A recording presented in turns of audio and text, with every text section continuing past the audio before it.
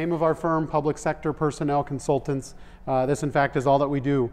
Through a competitive bid process, we were the successful firm that has proposed and will conduct a classification and compensation study for the district. The classification portion will include classified, administrative, support, custodial maintenance, PNT. The compensation study will include everybody. So if you are a certified staff member, if you are a teacher, we're absolutely interested in hearing maybe a little bit about what maybe makes a difference from district to district. If we're attempting to compare teacher salaries and teacher salary scales, you've got less homework. We're not going to ask you to fill out a job questionnaire, but certainly you can view that or get access to that if you want to kind of see what that's all about. Two major project components that we are tasked with. The first is a position classification review, which is simply the study of jobs. There are multiple thousands of you. You either fit or don't fit into a couple hundred different job descriptions that are currently on file in Human Resources. Task number one is to ensure that each and every one of you has an opportunity to describe your job duties and responsibilities so that we can compare those to or potentially update those job descriptions with relevant and current information and really using your language. A couple of possible outcomes that can result from that position classification review. Our only mission is to get it right. We may be merging multiple jobs together to ensure equal pay for equal work. Maybe there are 10 of you with the same job title, but you don't actually do the same thing. We may split one job title and one job description out into multiple job descriptions, and then from there studying those jobs, doing a salary survey for each of those unique positions, recommending a pay range for each position. So whatever is according to what you tell us and what is appropriate. These job questionnaires that we're going to hand out will really be that principal and guiding document that will give us the information that we need to do that classification review and to review your job title and your job description. It is also to ensure that when we do the salary survey work, we compare jobs based on actual job duties and not based solely on your job title. We'll be looking at things like what is a specialist, what is a technician, what is a coordinator, what is a supervisor, what is a director or a manager, just to make sure that those things are consistent as well, kind of from an internal equity standpoint. One other opportunity that some of you may have to participate in this process, the questionnaire, I want to get everybody captured, either individually or as part of a group. We may supplement that questionnaire with some on-site work. We may do some interviews, some desk audits, some site visits. So there's no advantage or disadvantage to being selected for an interview, but we're going to try our best to interact with folks from each job class to ensure that if we have follow-up questions, especially on those PAQs, that we have an opportunity, and really you have an opportunity to articulate anything that maybe didn't show up or didn't resound too well on that PAQ. So that's part of this initial, I would say maybe 45 to 60 days. The first phase of this is position classification. Again, the review of job titles, the review of job descriptions, really to ensure that job descriptions accurately reflect how you spend your time and the job duties and responsibilities that are allocated to your position. Where it starts to get more interesting, and one thing that we need to work on, hopefully before winter break with your district leadership, who does the district compete with to attract and retain staff? The compensation portion of this exercise includes a salary survey. It will include us engaging maybe 12 or 15 other, and then fill in that blank, maybe other school districts, cities, counties, colleges, universities, the private sector. Depending on the job that you hold, your job may exist only at other school districts. It may be very unique to K-12 education. It may not be. Maybe you are in a support role or IT or finance or HR or labor and trades or maintenance. Those positions also exist in the private sector. So we need to figure out who it is that the district competes with for all positions. When we do the salary survey, we do try to compare pay structures rather than actual salaries. Most all of your jobs here at this district, and very similar across most public organizations, each job and each job description has a pay range with a minimum and a maximum. That's the first thing that we start to compare. Rather than your actual salary, so we don't accidentally compare a brand new employee to a long tenured employee, I'm first interested, does another employer have a similar job? And if so, what do they call it? And what do they pay it? Can we compare that pay range and then identify as many what we'll call benchmark occupations as possible? So let's suppose that you do have 200 different job titles across the district. We're going to try and survey all 200 positions. Now, some are going to be very unique to this district and will have less data. But if we survey 12 or 15 other employers, we may come out on the other end with 100 or 150 different jobs that we are able to survey. Now, some common findings when we do the survey. It is very, very rare that we come back and say, hey, everybody needs a 2% increase, or everybody is 3% behind. Think about that 100 or 150 different jobs that we survey. What's most common is that by happy accident, maybe we're in good shape for some jobs. Our pay ranges are competitive, but maybe we've fallen behind the market for other jobs. And so the results of that salary survey, and kind of indirectly the results of the study, could start to mean something different for each and every one of you depending on the job that you hold and its relative position to the market. What's most common is to kind of find that there are some positions that are 5 or 10 or 15% behind market. Maybe there are other jobs that are already within 2 or 3 or 5% of market. What is our goal? What is our philosophy?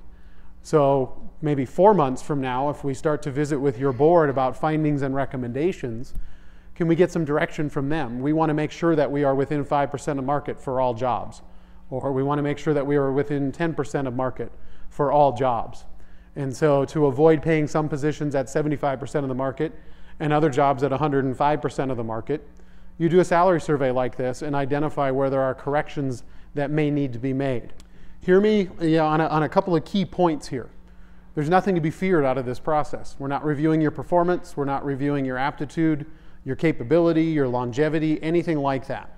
We're literally intending to study the job, update the job description, identify the value of the position out in the marketplace, and then ultimately recommend, if needed or if it's warranted, an updated pay range for all positions.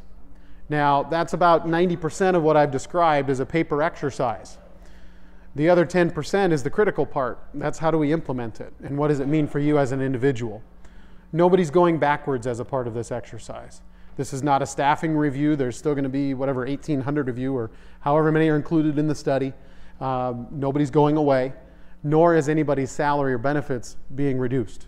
It's been about 8 years since a study like this has been performed. This is something that I would say on maybe a 7 to 10 year curve is a pretty common exercise for most healthy public organizations to undertake. The last one of these, I believe, was 2006. That was a district-wide effort. So it's about time, again, to be able to answer 2 really key questions. Where are we? You know, are we competitive or not? Do we need to correct some things with our pay structure? And where do we want to be? Which is more that policy, philosophy, and that budget discussion. I would presume that all of our findings, all of our recommendations would become public information. We will present our findings and recommendations to your board, presumably in a public meeting. I would anticipate if adopted change were to come along, it would be done for that following either fiscal year or school year. Overall, we're going to try and be done in about 120 days. We're going to move fairly quickly. You'll see the questionnaire that we kind of started to hand out in just a minute or two. We're going to go over that page by page. I want to just create a quick couple of highlights on each section so that you know what we're looking for. This questionnaire will go out electronically. It is in Word if you do have access to a computer or if you do have a district workstation. Certainly welcome to type it and then print it out and sign it and give it to your supervisor. Very difficult to make that process paperless, but the key here is if you don't want to write it out longhand. A couple of other things about the job questionnaire before we dive into that. If you've got 10 coworkers and you perform the same job duties, you are more than welcome to work on these questionnaires as a group. Get everybody's name on it, everybody's signature on it, have one person write it up, turn that in.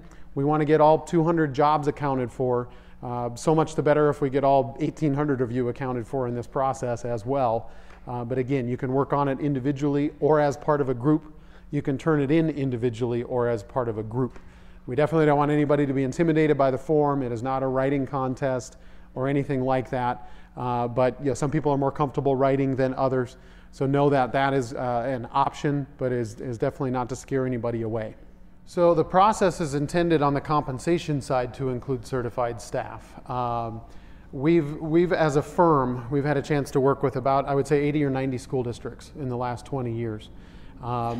I do not recall at any occasion ever being asked to write, for example, a teacher job description.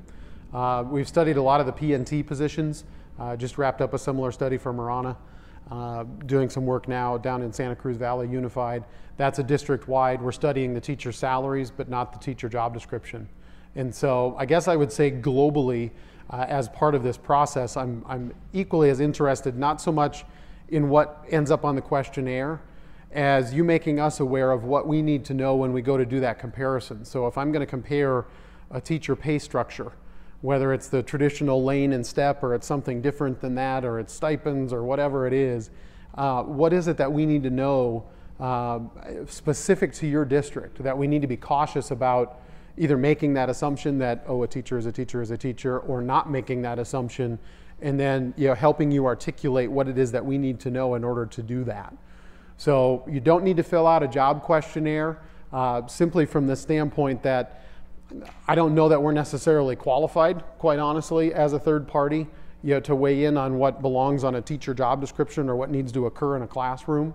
But if you want, we can visit after we're done here. We'll be done here in about 10 minutes.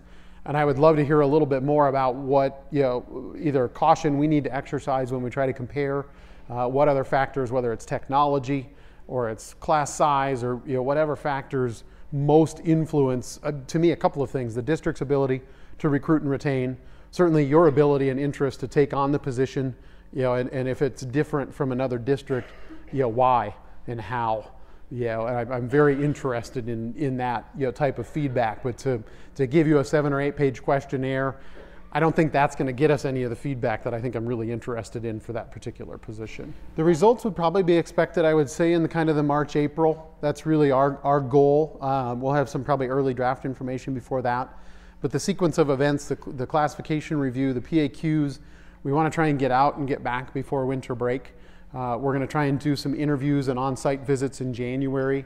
We're going to, in the meantime, be starting that discussion about who to compare the district to, what other entities we should include in that salary survey effort, and that external data collection, so that really, by the time we do interviews, we start looking at job descriptions. We've also got the external data to do that salary survey work, which kind of is in that probably January, February timeline.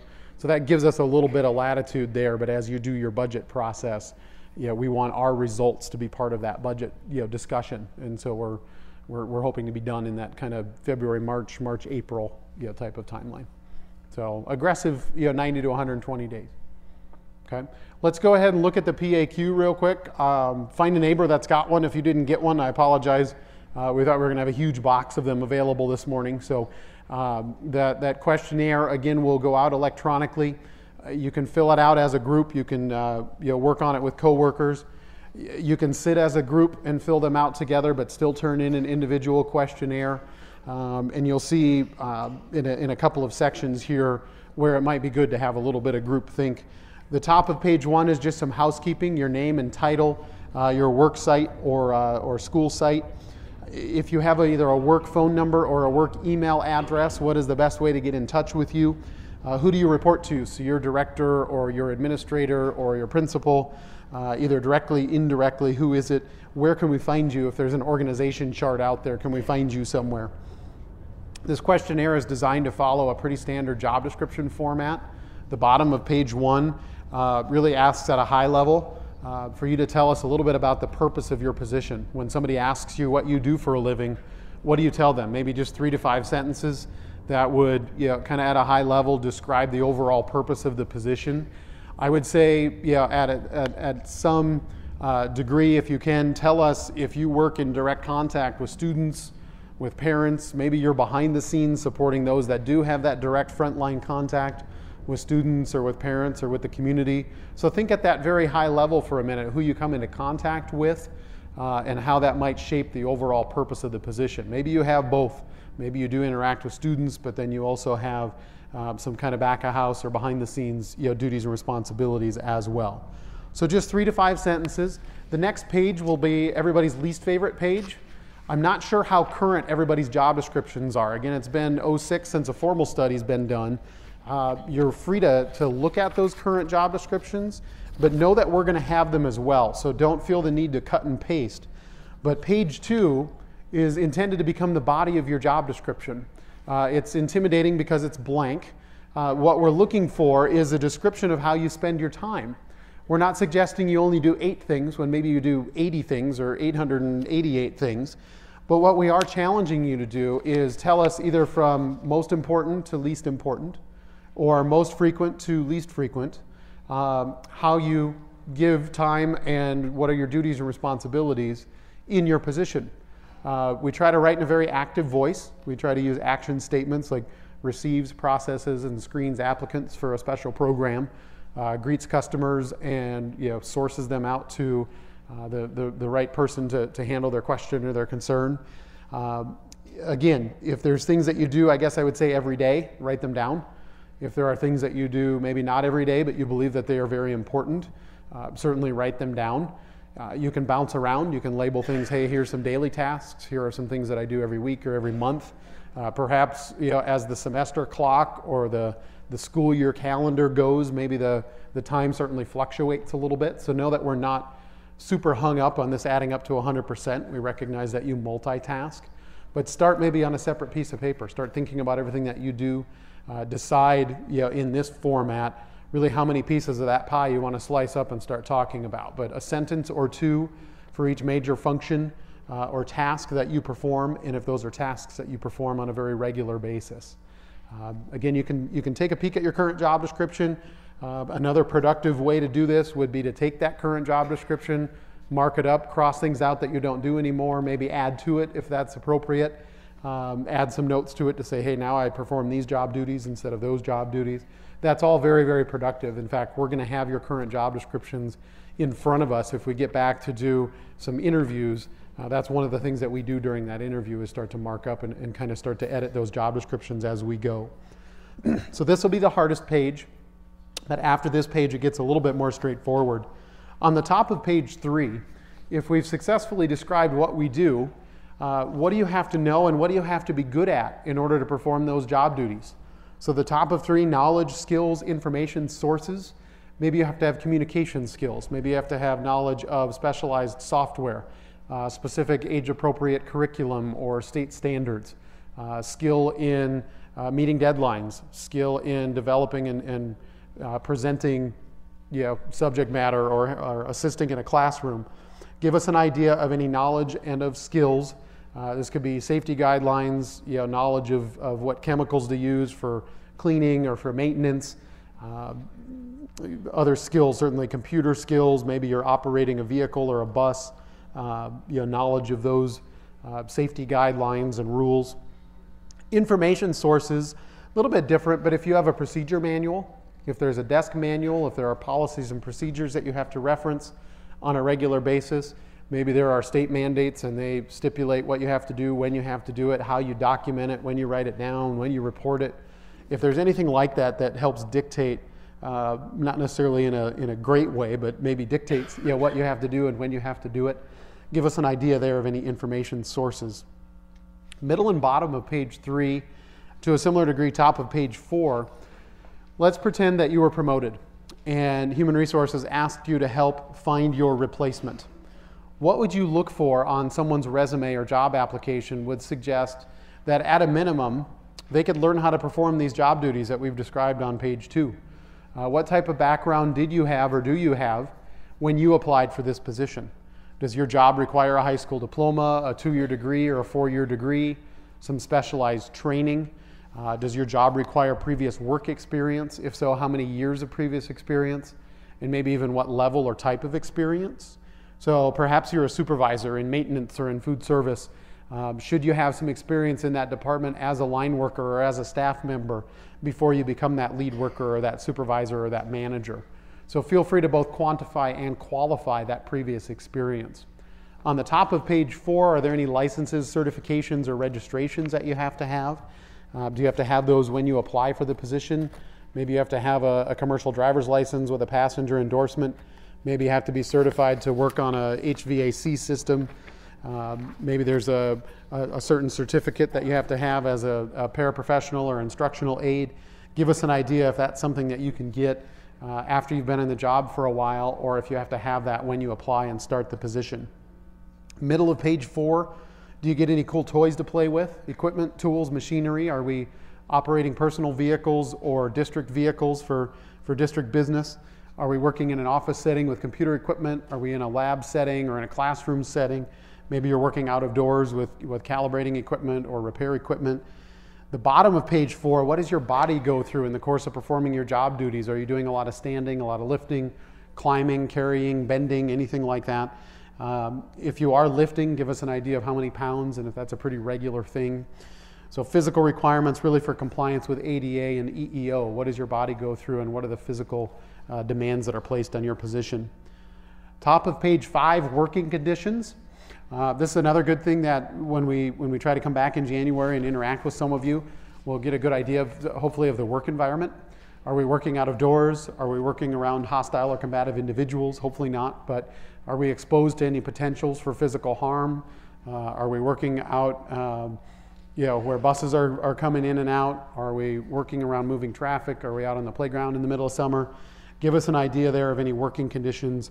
And if there's something significant there, is your exposure to those conditions, is it regular or is it pretty occasional? In maintenance, in trades, in custodial as well, are we working around chemicals, infectious disease, that kind of thing? We switch gears, bottom of page 5. How do you receive your work instructions? When you arrive at work every day, how do you know what you're to be working on? Maybe you work on projects. Maybe you've got some latitude to decide, hey, this is a 60-day project. I get to decide how to accomplish it in those 60 days. Maybe not. Maybe you have step-by-step work instructions. Maybe you have a checklist that you work from every day. Once those things are done, either your day is complete or you get caught up on other things that you're behind on. Do you have any latitude to reestablish priorities and deadlines? Do you get to decide what you work on and when? Is your work reviewed on a regular basis? Kind of by extension, where you work and maybe where your supervisor works, are you in close proximity to that person? Do you see your supervisor on a regular basis? Is it on a kind of prescribed basis? Maybe you just check in with them once a day or once a week. Maybe you work in very close proximity. Maybe you work and you don't see them but once a month or twice a month. So just a sentence or two there describing those problem-solving instructions. Top of page 6, I guess I would say, where does the buck stop? What types of decisions are you expected to make? What are the most difficult or important decisions that you're expected to make? Give us an example or two. Maybe there's a decision line that's drawn that, hey, if this comes up, I've got to get approval from a supervisor or from a manager, compared to, hey, these are the types of decisions that I'm expected to make. What's the impact of those decisions and who's affected? Is there a liability to the district, to the students, to the community, based on those decisions that you're making? Another one in section J, do you have any responsibility for the budget?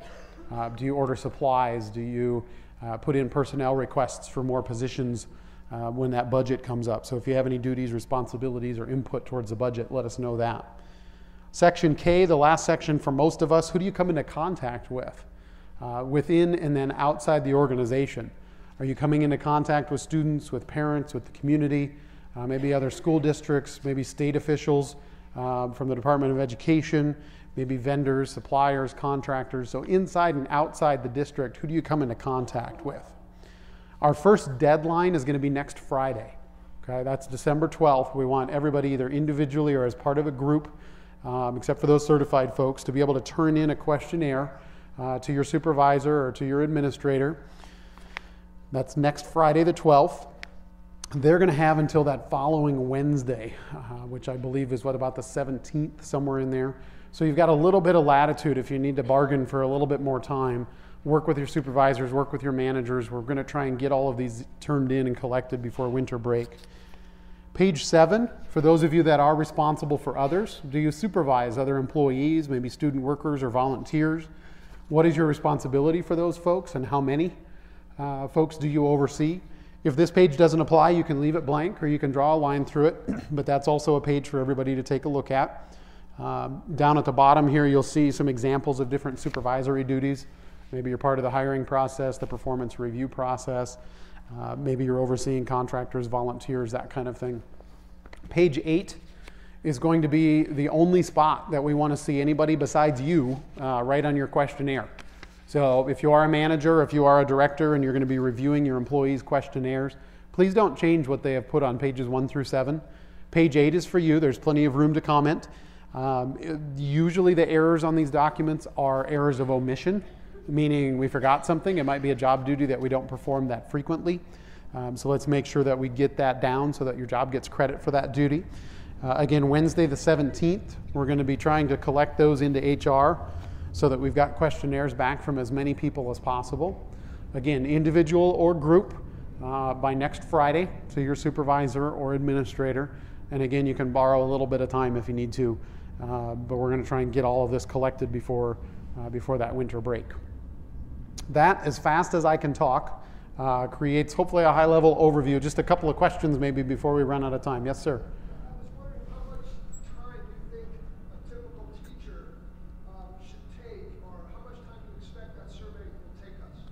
Yeah, good question. Typical time on the questionnaire. If you are a teacher, you don't need to fill out the questionnaire. We're not asking certified staff to fill it out. The questionnaire in general, try not to take more than 2 hours. I would say it's going to take between an hour or two. There's certainly a demand on everybody's time, I think. More isn't always better, but I would say that if we take a look at those PAQs and or mark up your current job description and attach it, if you want to work again as part of a group, an hour or two is a pretty good guideline. We do want you to do this on district time, which can get very, very challenging. Certainly, I'm guessing for those of you that do work in a classroom but are filling out these questionnaires, that amount of time is going to be very, very challenging. But an hour or two, I think. But if you are certified, there's different avenues that we want you to participate in rather than having to fill out the whole PAQ. One more.